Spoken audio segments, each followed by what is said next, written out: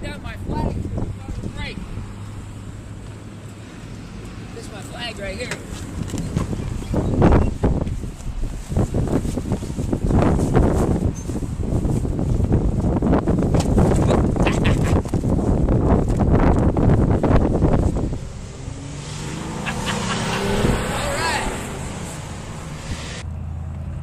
You want me to start now?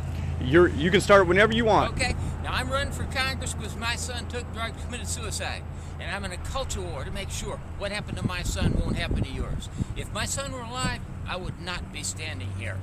Now, I was just like you. For 40 years I stood aside while other people's children died of drugs and school shootings. I said I could have done this, I would have done that, but it wasn't my son.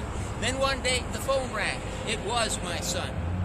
One day your phone could ring. Your kids go to the same school, they watch the same TV, they listen to the same counterculture music on the radio that advocates drug use. No one's family is safe.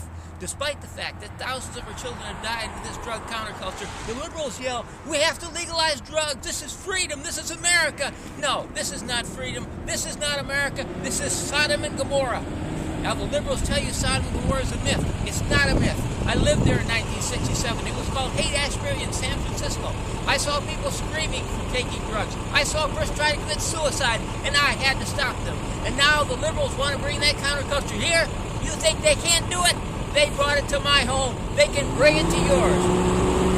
Far from protecting our children from the counterculture, the liberals in Washington are actively promoting it. John McCain pointed out in the 2008 debate with Hillary that Hillary voted $1 million of your tax dollars to build a monument at Woodstock to commemorate, to celebrate the counterculture. As I said at my son's funeral, I invite Hillary to come to my house to see a real monument to counterculture. It is not the Ten Commandments, it is a broken window. It was not broken because my son threw a baseball. It was broken because my son took drugs and committed suicide, and that's where the bullet went.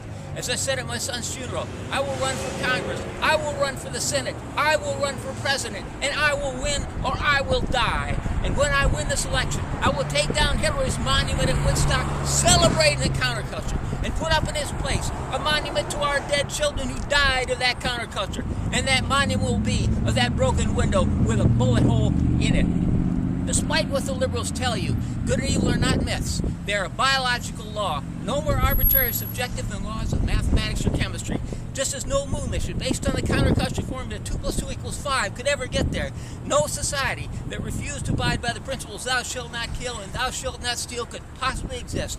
Every farm, every factory, every house, every spaceship was created by cooperative human behavior, and they could not exist. Killed and stole from one another. That boy funeral home was not just for my son, it was for your son, it was for our whole civilization.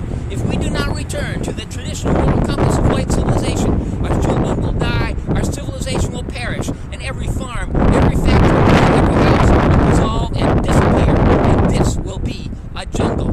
If you want freedom, protect your children, your home, your job, and your family, I'm your man. I will not vote to legalize drugs. I will vote to save the soul of our children by taking back our schools.